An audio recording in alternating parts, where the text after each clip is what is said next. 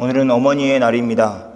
이 땅의 모든 어머니들이 오늘 하루 하나님의 은혜 가운데서 평안하시기를 소원합니다. 오늘 말씀에 나오는 한 어머니가 있습니다. 그분은 과부였습니다. 그리고 아들이 있었습니다. 그런데 그분의 유일한 아들이었는데도 불구하고 성경에는 그 아들이 죽었다고 나오고 있습니다. 그런 어머니가 성경에 나오고 있습니다. 예수님이 그 어머니를 만나 주셨습니다. 어떻게 예수님을 만나 어머니의 삶이 변하는지 오늘 말씀을 살펴보면서 은혜를 받기를 소망합니다. 첫째, 예수님이 한 어머니를 불쌍히 여기셨습니다.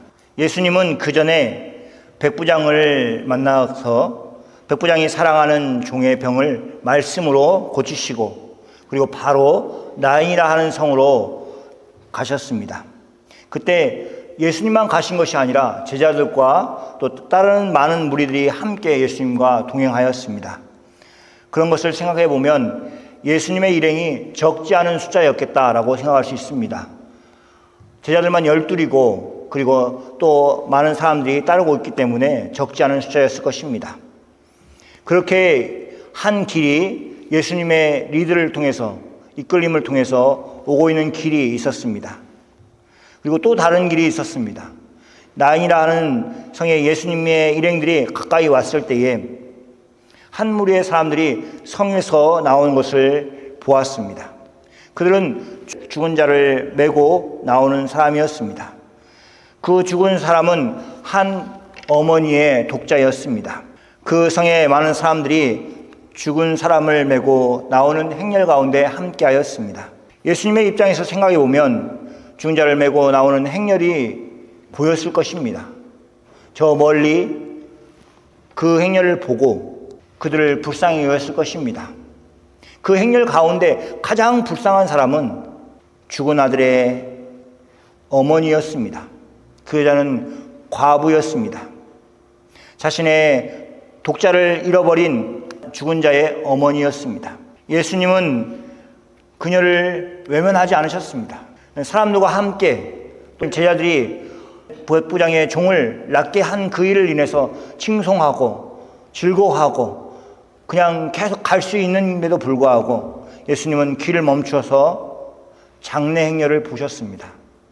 장례 행렬 가운데 가장 슬퍼하였을 어머니를 보셨습니다. 그리고 길을 멈추고 그 일에 개입하셨습니다. 사랑하는 종이 죽었다는 사실을 알고 예수님께 와서 그 종을 살려달라고 그렇게 구하였던 백부장과는 달리 이 어머니는 예수님께 아무 말도 못하였습니다.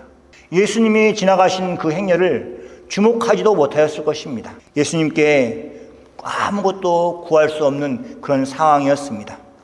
참으로 안타까운 일이었습니다. 정말 힘들 때 기도할 힘마저도 없을 때에 우리는 가끔 기도를 할 수 없습니다. 그래서 자꾸 기도하자 이렇게 말하는 말도 귀찮게 느껴질 때가 있습니다. 버겁게 느껴질 때가 있습니다. 그럴 힘도 없습니다. 그런데 지금 힘없어서 기도도 못할 사정 가운데 놓여 있고 또 그런 여건 가운데 놓인 적이 있는 분들에게 너무 낙담하지 말라고 말씀드립니다. 낙담하지 말 것은 왜냐하면 예수님이 그 사실을 이미 아시고 그리고 도우시고 계시기 때문에 그렇습니다. 오늘 본문에 보면 죽은 자의 어머니는 예수님을 바라볼 힘도 없었던 것 같습니다. 그 어머니는 예수님을 향하여서 자신의 아들을 살려달라고 그렇게 외치지 못하였습니다. 백부장처럼 사람을 보내어서 예수님께 자신의 사정을 아뢰고 그리고 자신을 구원하여 달라고 그렇게 요구하지 못하였습니다. 그렇지만 예수님이 그 모든 사정을 다 아시고 그리고 불쌍히 여기셨습니다. 과부인 여인의 독자 아들이 죽었다는 사실을 아시고 이 세상에 의지할 사람이 없다는 것을 아시고 그 여인을 불쌍히 여기셨습니다.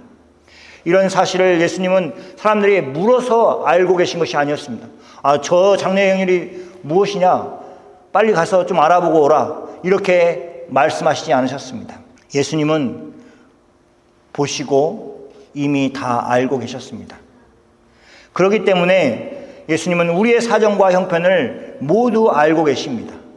오늘 본문 성경에 나오는 어머니처럼 다른 사람들에게 자신의 형편을 이야기할 수 없는 처지에 놓여 있는 사람들도, 또 그런 분들도 예수님이 다 그 형편을 알고 계신다는 사실을 믿으시기 바랍니다. 예수님은 저와 여러분의 사정을 알고 계십니다. 사정을 아는 것뿐만 아니라 불쌍히 여기십니다. 그리고 기꺼이 우리의 삶 가운데서 개입하셔서 일하시길 원하십니다. 예수님은 불쌍히 여기는 마음으로 우리 가운데서 일하고 계시는 예수님이십니다. 그분을 믿으시기 바랍니다. 두 번째, 예수님은 죽은 자를 살리셨습니다. 우리는 예수님이 죽은 자 가운데서 살아났다는 것을 믿습니다. 우리는 부활절을 지키고 있습니다. 그날 예수님은 죽음의 권세를 이기시고 부활하셨습니다. 그리고 예수님은 자신의 죽은 자 가운데서 다시 살아날 것을, 그 사실을 미리 보여주기 위해서 나사로를 사용하셨습니다. 나사로를 통해서 다 보여주셨습니다. 나사로가 죽었다가 살아난 사실은 많은 그리스도인들이 믿고 있습니다. 알고 있습니다. 예수님이 나사로의 무덤에서 죽은 나사로를 향하여서, 무덤을 향하여서 나사로야 나오너라 이렇게 말씀하실 때에 나사로가 살아나서 무덤에서 나온 것을 알고 있습니다.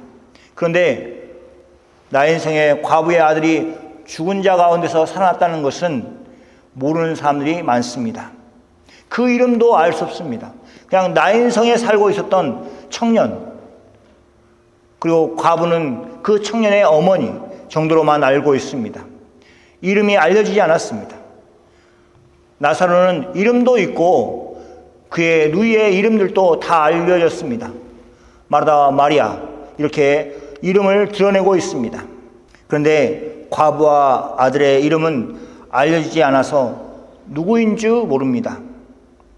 이렇게 성경은 이름을 기록하지 않고 있어서 이름을 알려주지 않을 때가 있습니다.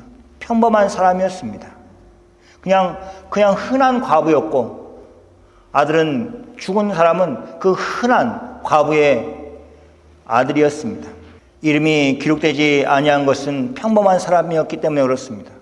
그러면서 예수님께 은혜 받은 이름 없는 사람이 있다는 것을 알고 이 시대를 살고 있는 여러분과 제가 용기를 내서 예수님의 도움을 구할 수 있습니다.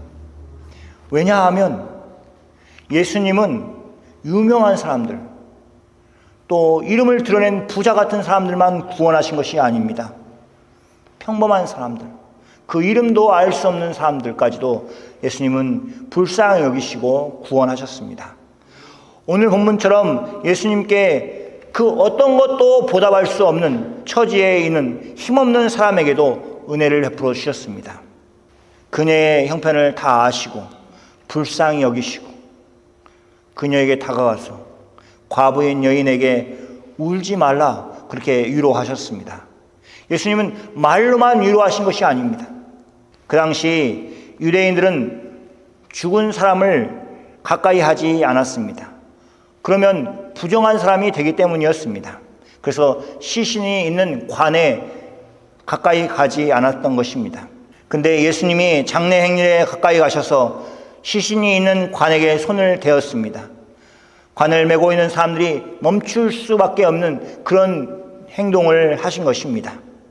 청년은, 그리고 죽은 청년을 향하여서 죽었던 그 청년을 다시 일으켜 세우셨습니다. 일어나라 예수님이 말씀하시고 그 청년이 다시 일어났습니다. 마치 잠에서 일어나는 것처럼, 깨어난 것처럼 이렇게 예수님은 그를 살리셨습니다. 청년은 예수님에 의해서 살아나서 일어나 앉고 말도 하였습니다. 예수님은 그렇게 살아난 청년을 자기가 소유하지 않으시고 그의 어머니에게 보내었다고 말하고 있습니다. 가장 기뻐할 만한 사람, 가장 기뻐하기에 적합한 사람에게, 어머니에게 그 아들을 보내었습니다. 그래서 예수님은 다시 살아난 청년을 그 어머니에게 보내고 그리고 나서 상황이 바뀌었습니다. 갑자기 예수님이 그곳에 오셔서 슬픔이 가득하였던, 다 울고 슬퍼하고 하였던 장례의 열이 기쁨이 넘치는 행렬이 되었습니다. 갑자기 변한 것입니다. 왜냐하면 예수님이 죽은 청년을 살리셨기 때문에 그런 것입니다. 세상에서 가장 불쌍하였던 여인이 세상에서 가장 행복한 여인이 되었습니다. 그렇게 변화시키셨습니다.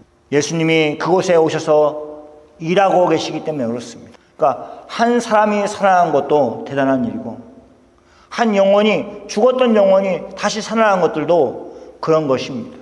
죽은 자를 살리시는 예수님은 우리에게 고통이 아니라 기쁨으로 바꿔주시는, 그것이 기쁨이 될 수 있도록 바꾸시는 분이신 것을 믿으시기 바랍니다. 세 번째, 예수님이 공동체를 살리셨습니다. 나인 성에서 사는 사람들이 죽은 자를 메고 성을 나왔을 때 성에서 나온 많은 사람들이 함께하였습니다. 청년의 죽음은 어머니의 아픔만이 아니었습니다. 어머니의 슬픔만이 아니었습니다. 나인성의 모든 사람들이 청년의 죽음에 대해서 슬퍼하고 안타깝게 여겼습니다. 그 사람의 처지를 알고, 그 과부의 처지를 알고 있는 모든 사람들이 다 슬퍼하였을 것입니다. 그녀의 아픔을 함께 느끼고 같이 슬퍼하였습니다. 청년이 죽은 그 성에는 갑자기 죽음의 그림자가 드리워져서 슬픔이 가득하고 또 아픔을 함께 느끼고 있었을 것입니다. 그런데 예수님이 죽었던 청년을 살렸습니다. 그리고 그 살아난 청년을 그 어머니에게 보내었습니다. 이 모든 일을 보았던 사람들이 다 함께 기뻐하였습니다. 이러한 모든 일들을 본 사람들이 두려워하였습니다. 죽은 자를 살아나게 하는 일은 하나님 외에 가능하지 않았습니다. 그러니까 그 죽은 청년을 다시 살린 것은 하나님이 하신 일이라 이렇게 믿었습니다. 그래서 그들에게 두려움이 생겼습니다. 이 일을 행하신 것은 하나님이시다. 지금 자기 공동체에, 자기 성에 한 사람이 죽었는데 하나님이 나타나셔서 그 청년을 다시 살리셨다, 이렇게 믿고 그들은 거룩한 두려움이 생겼습니다. 그들에게 하나님을 향한 거룩한 두려움이 있었던 것입니다. 성경 말씀은 계속 이어지고 있습니다. 그 두려움을 느끼는 사람들이 하나님께 영광을 돌립니다. 그래서 거룩한 두려움이라고 얘기하는 것입니다. 두려움, 모든 사람들이 다 두려움이 있습니다. 그러니까 누구를 향한 두려움, 또 누구에게 두려워하는가 했을 때 거룩한 두려움은 하나님께 향하도록 만들고 있습니다. 그들은 하나님을 찬양하고 하나님께 영광을 돌렸습니다. 그러면서 큰 선지자가 자신들 가운데 일어났다고 그렇게 고백하였습니다. 그들이 생각하고 염두에 두었던 선지자는 아마 엘리야 선지자였을 것입니다. 엘리야 선지자는 하나님의 부름을 받아 비가 내리지 않는 것을 땅에 선포하고, 그리고 그 가뭄을 피하여서 하나님이 인도하시는 그 길을 향하였습니다. 그리고 사르밧의 과부를 만났습니다. 가뭄이 그 땅에서 계속되는 동안 그 과부의 도움을 받고 계속해서 있었습니다. 어느 날 그 과부에게 유일한 아들, 그 아들이 죽게 되었습니다. 엘리야는 과부의 죽은 아들을 붙들고 기도하였고 나서 하나님께서 그 아들을 살려주셨습니다. 그 장면이 너무 뚜렷하기 때문에, 또 너무 기억에 남는 일이었기 때문에 나인성의 사람들은 지금 벌어지고 있는 일이 마치 사르밧 과부를 살린 그 엘리야의 행동과 같다고 생각하였습니다. 그래서 하나님께 찬양하였습니다. 큰 선지자가 자신들 가운데서 일하신다고 그렇게 고백하였습니다. 유대인 사회에서 불쌍한 사람들의 대명사는 과부입니다. 그 여인이 하나의 아들을 가지고 있었습니다. 그 여인의 입장에서 아들이 죽은 것을 보고는 모든 것을 잃은 것과 다름이 없었습니다. 예수님이 그 여인의 아들을 다시 살리셨습니다. 죽은 청년을 예수님이 다시 살리신 것을 보고 모든 사람들이 하나님께서 자기 백성을 돌보신다고 그렇게 하나님께 찬양과 영광을 올려드렸습니다. 이 일은 매우 중요합니다. 이것은 우리가 해야 하는 일이기도 합니다. 사람들이 하나님을 두려워해서 하나님께 영광을 돌렸습니다. 그렇게 하는 것을 우리도 본받아야 합니다. 예수님이 우리 가운데서 일하신 것을 보고 우리도 거룩한 두려움을 다 가져야 합니다. 하나님께 영광을 돌리는 것은 당연한 것입니다. 자연스럽게 우리 가운데서 일어나야 하는 것입니다. 이 하나님께서 영광을 받으시는 일은 우리 모두가 해야 하는 일입니다. 오늘은 예수님이 나인 성에 가까이 갔을 때에 한 죽은 자를 메고 나오는 무리들을 보시고 그 가운데 있는 슬퍼하는 어머니를 보고 불쌍히 여기셔서 죽은 청년을 다시 살린 사건을 살펴보았습니다. 성경은 예수님이 죽은 청년을 불쌍히 여겨서 그를 다시 살렸다고 말하고 있지 않습니다. 물론 청년도 불쌍히 여기셔서 그를 살렸을 것이 당연합니다. 그러나 예수님의 관심을 끄는 것은 그 청년을 사랑하였던, 아꼈던 어머니였습니다. 그 여인은 청년의 어머니였습니다. 과부였습니다. 죽은 사람이 청년이라고 말하고 있기 때문에 이 여인은 죽은 청년에게 자신의 삶을 의지하려고 하였습니다. 모든 것을 아이가 자라고 나서 컸을 때에 이 아들한테 내 미래를 맡겨야겠구나 이렇게 생각하였을 것입니다. 그런데 의지할 사람이 죽었습니다. 청년이 죽었습니다. 이 여인이 의지하였던 자기 아들이 장사하는 것을 경험하면서 의지할 데가 아무것도 없습니다. 지금 장사하는 길에 서 있는 것입니다. 그런데 예수님을 만났습니다. 그러면서 과부가 진정으로 의지할 분 예수님이시라는 것을 깨달았습니다.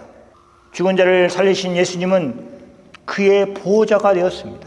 오늘 말씀을 들으면서 우리가 무엇을 의지하고 있는지를 생각해 보아야 합니다. 분명히 있을 것입니다. 여인의 경우 청년을 의지하였습니다. 다 자란 아들, 남편을 대신할 아들, 그 아들이 돌봐줄 것을 생각하면서 그렇게 살지 않았겠습니까? 그런데 그 아들이 죽었습니다. 자신의 독자에게 기대를 많이 하였을 것입니다. 그리고 그 여인은 기대한 만큼, 더 크게, 더 많이 실망하고 슬퍼하였을 것입니다. 그런데 예수님이 그녀의 삶에 개입하셨습니다. 그 여인을 불쌍히 여기셨습니다. 그리고 울지 말라고 위로하셨습니다.